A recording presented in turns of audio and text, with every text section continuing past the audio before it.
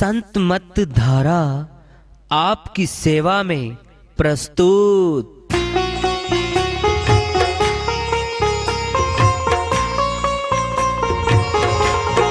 जो चाहता है प्रभु प्यारा वो आओ संत मत धारा, भक्ति भेद बता कर सारा वो कर दे भव के पारा।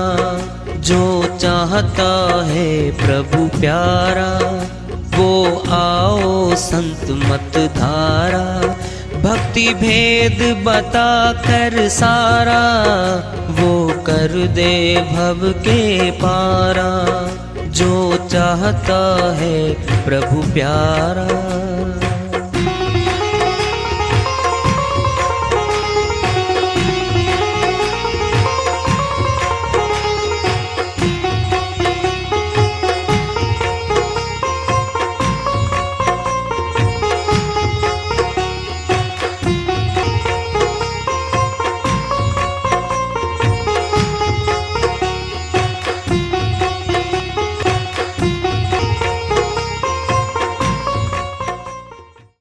परम पूज्य सदैव स्मरणीय सदगुरु साहिब की जय हो। सतनाम साहेब आदरणीय सर्व संतों की जय हो। उपस्थित आदर के योग प्रभु प्रेमी एवं जिज्ञासु आत्माओं, हम सभी पूर्ण पिता परमात्मा सभी सृष्टियों के रचनहार कुल मालिक हम सब के जीवन का आधार उनकी महिमा को सुनने के लिए एकत्रित हैं। मेरी सभी से अर्ज है कि मैं कोई जगत गुरु नहीं, कोई महाराज नहीं, कोई महामंडलेश्वर नहीं, मैं केवल सभी संतों की चरणों की धूल हूँ और आपका भक्ति मार्ग में सहायक हूँ। मैं अपनी सीधी साधी टूटी फूटी भाषा में, संदूकड़ी भाषा में भक्ति भेद के गुड़ रहस्यों को उजागर करने वाले विचार आपके समक्ष रख रहा हूँ। यदि अच्छे लगे अपनाएं, नहीं तो गैर जरूरी समझकर विसार दें। हाँ, सत्संग ही एकमात्र प्रभु प्राप्ति का विद्यालय है, विश्वविद्यालय है ये। और हम सभी सत्संग में आए हुए हैं। हम जिज्ञासु तभी तो आए हैं।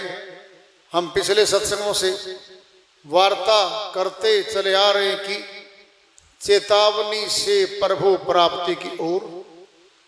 इस अध्याय को, इस वार्ता को आज फिर आगे बढ़ा रहे हैं। को न काहू सुख दुख का दाता, निज कृत कर्म भोग सब भ्राता। श्री रामचरितमानस में बहुत बड़ी हमारे हर रोज काम आने की श्रीवाणी है। कोई भी किसी को सुख दुख देने वाला यहां नहीं है। हम ही अपने कर्मों से, अपने कर्तव्यों से सुख दुख को प्राप्त हो रहे हैं। क्यों? देख लो, हम दो प्रकार के कर्म करते हैं, पुण्य कर्म, पाप कर्म।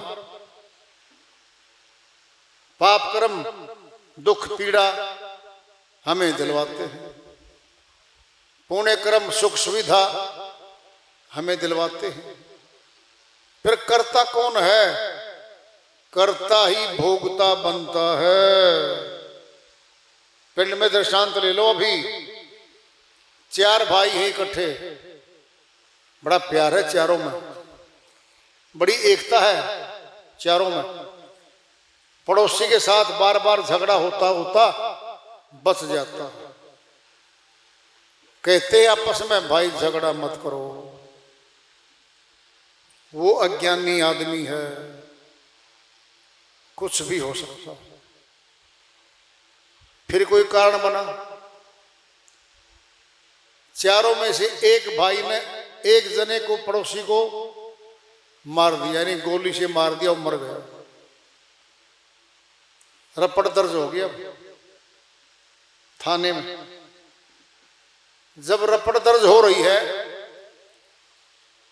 वह तीनों के तीनों गए,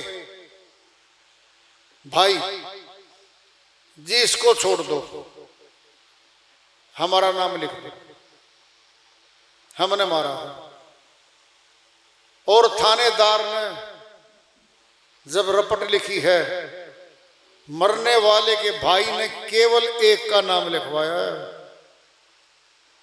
खेत में झगड़ा हुआ, उसके पास पिस्टल था, उसने गोली चला दी, मेरा भाई मर गया। केवल एक आदमी का नाम लिखवा दिया। वो तीन भाई प्यार करते थे, एकता थी।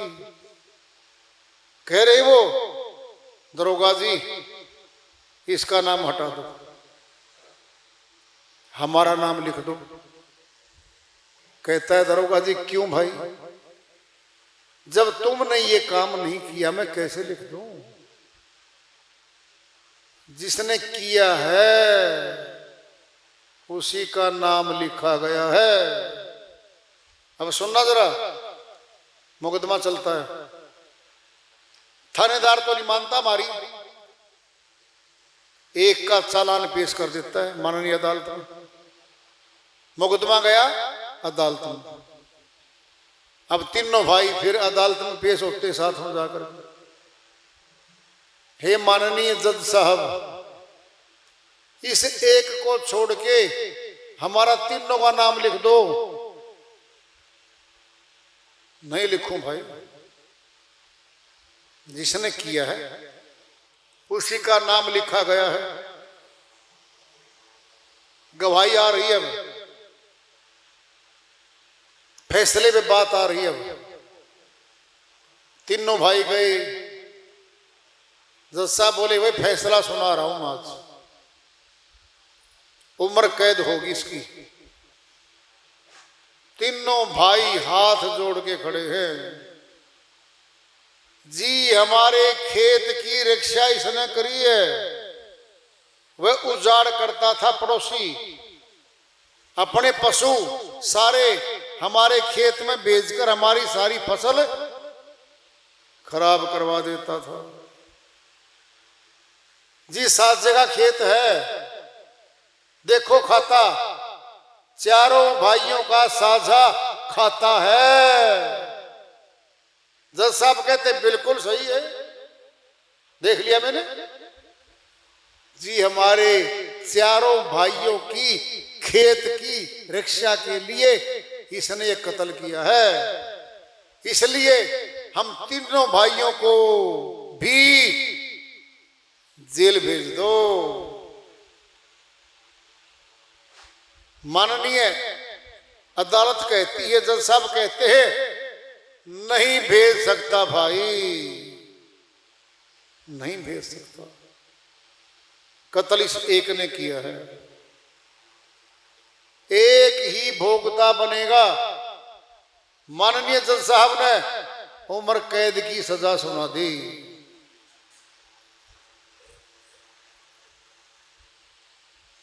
जरा सोचो, वो तीनों भाई कहते रहे दरोगा जी के पास हमारा नाम लिख दो, नहीं। जज साहब के पास भी नहीं, और सजा एक की हुई है। बोलो क्यों? कर्म तो एक नहीं किया था। फिर चाहे सारे परिवार को फायदा हो रहा हो, सजा तो उसकी हो रही है। को न काहू सुख दुख का दाता, निज कृत कर्म भोग सब भराता। अपने ही कर्म का भोगता बन गया। सोचो, जब यहां वाले जज साहब नहीं दे रहे उनको सजा दूसरों को, फिर परमात्मा भी तो न्यायकारी है, जज साहब तो वो भी है। फिर दूसरे के कर्म का फल हमें क्यों देगा? नहीं देगा, नहीं देगा। अब इसको उल्ट लो, सगे 4 भाई, बड़ा प्यारा आपस में। एक भाई सत्संग में जाने लग गया और भक्ति करने लग गया। वो तीनों नहीं करते थे और तीनों उसका विरोध करने लग गए। भाई सत्संग में मत जा, हमारे साथ रहो, खेती में बाड़ी में समय लगाओ। भगत बोला सारे घंटे जोड़ लो सप्ताह के, तुम्हारे से 2 घंटे फालतू काम करता हूं मैं, फिर तो जाने दो। कह रहे वो नहीं, नहीं जाने देंगे भाई। जरा देखना इस बात पे क्या हो रहा है। चारों में एकता थी, प्यार था, मोहब्बत थी, शक्ति थी, आमदनी थी, इकट्ठी थी। अब वह जो भगत है वह बोला भाई मैं तो जाऊंगा।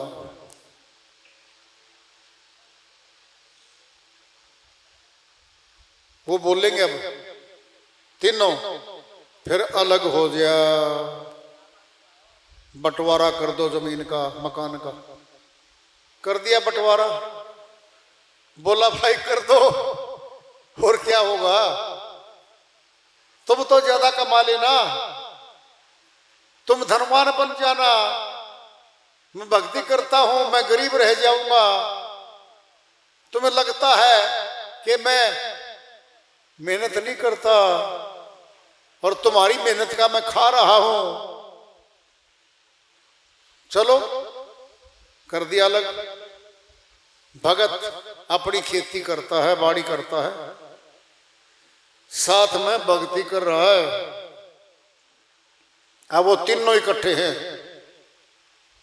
और खेती बाड़ी के साथ साथ उन्होंने व्यापार शुरू कर दिया, भैंसों का, पशुओं का, गायों का, और बड़े स्तर पर कर लिया। डेयरी बना ली, 100 भैंस ले आए और भाई सभी इकट्ठे होकर के दूध इकट्ठा करते हैं, बेचते हैं, घी भी निकालते हैं। 5 वर्ष में उनके मकान बन गए बड़े अच्छे अच्छे, तीनों भाइयों के। उस भगत का तो भाई वही मकान था जो पिताजी ने बढ़ा के बांट के दिया था, उसी में बैठा है। पति पत्नी दोनों भक्ति करते हैं, सत्संग में जाते हैं, आराम की रोटी खाते हैं, कोई चिंता नहीं है। 17 साल लगता है, नहीं उससे पहले वो कहते रहे भगत जी देख तेरे भगवान ने तुझे क्या दिया, घाटे में है, हम तरक्की कर गए, देख हमारे महल जैसे मकान, देख हमारे पास गाड़ियां हैं। 5 करोड़ रुपए लोन लिया था उस डेयरी करने का, डेयरी फार्मिंग का, उन तीनों ने। ऐसी बीमारी आई, सारी भैंस मर गई भाई, कोई इलाज नहीं हो पाया। अब घाटा भारी हो गया भाई। अब सारे के सारे बोले बड़ा भारी घाटा हो गया भाई।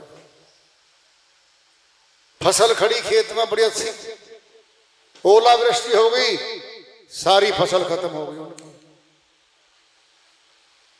उसने क्या किया था भगत भाई ने, सुनना है, पौधे लगा दिए, पॉपुलर के, सफेदे के।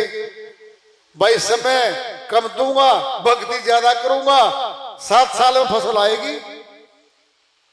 खेत में जावे, पानी खो लियावे, पानी पानी चाहिए था, कांटेदार बाढ़ कर दी, पशु बाहर के ना हुए। यानी उसके 2 घंटे मुश्किल से खेत में खर्च होते, उनके 12 घंटे खर्च होते। ओलावृष्टि हुई, उसके पौधे पॉपुलर के सफेदे के खड़े, कुछ नहीं बिगड़ा, बक्कल बक्कल उतरा थोड़ा थोड़ा, उनकी सारी फसल खत्म हो गई, लाखों रुपए की। अब भाई घाटा तो दुख पैदा करता है। अब वो बोले इस भगत जी का तो कुछ भी नहीं बिगड़ा भाई, न ऐसी फसल बिजाई करी जो खत्म हो जाती है। सरकार की स्कीम थी जो 10 एकड़ में पौधे लगाएगा पॉपुलर के सफेदे के, सरकार उसको 2 लाख रुपए प्रति वर्ष अपनी ओर से ग्रांट देवेगी, और उस ग्रांट में उस भगत का खर्चा पानी चल रहा था। सरकार की स्कीम थी भाई पौधारोपण की। अब वो आराम से भक्ति कर रहे हैं पति पत्नी, और आराम से सुखी है। अब वो आए तीनों भाई, कहता है भाई तुझे कोई दुख नहीं हुआ, नुकसान हो गया, हमारी फसल खत्म हो गई, वैसे मर गई, करोड़ों का नुकसान हो गया। भगत बोला रे भाई जब तुम मेरा मजाक उड़ाने आए थे, देख हमारे महल, देख हमारी गाड़ियां, मैं तभी हम तो कुछ नहीं कहा था। करम गति टारे नाही टरी, गुरु वशिष्ठ से महामुनि ज्ञानी शोधी के लगन धरी, दशरथ मरण हरण सीता का वन में विपत्ति पड़ी, करम गति टारे नाही टरी।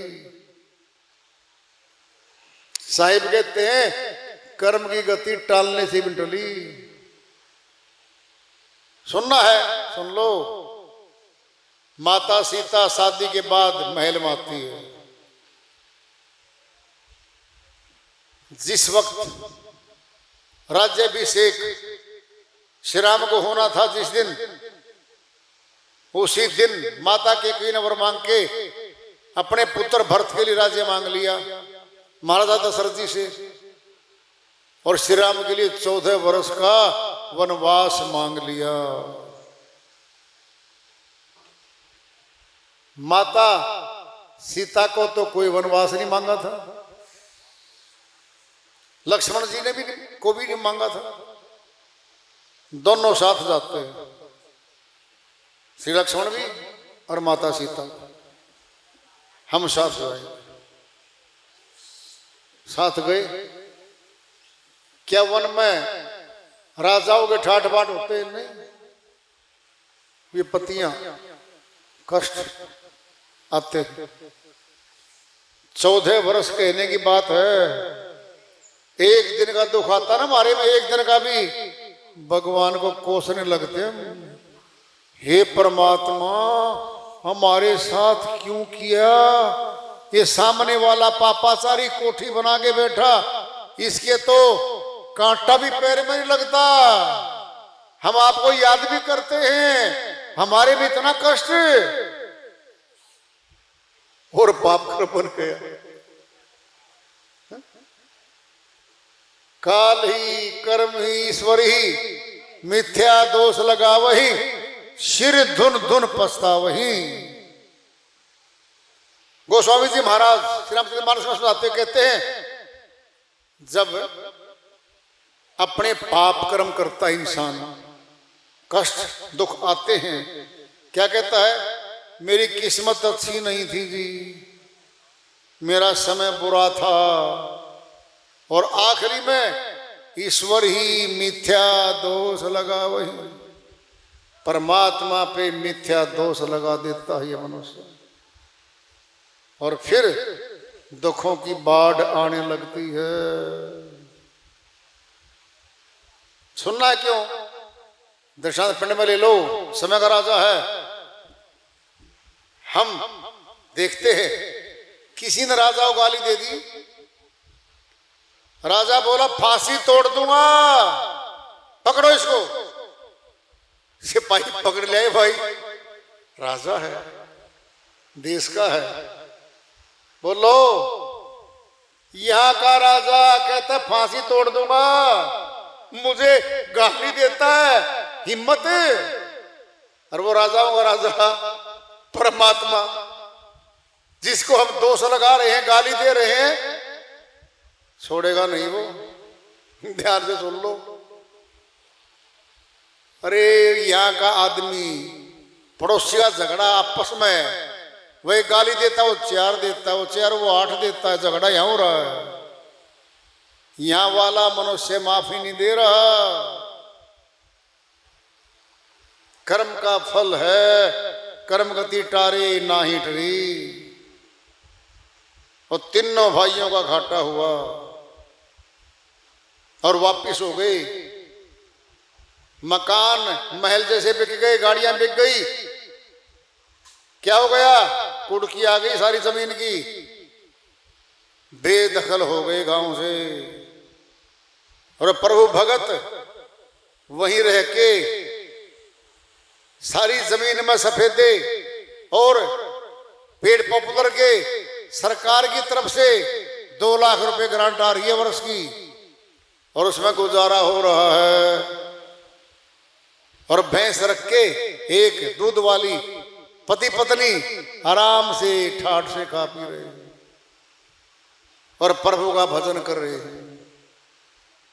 धीरे धीरे धीरे धीरे 7 वर्ष और 50 लाख रुपए के सफेदे और वो पॉपुलर पेड़ बिक गए भाई। मकान बना लिया, बच्चों की शादी अच्छी कर दी, वो तो मकान वाला बन गया 7 साल के अंतराल पे। तो संसारी महल बिक गए, गांव छोड़ गए। ऐसी घटनाएं होती हैं। कर्म की गति बड़ी गहन है।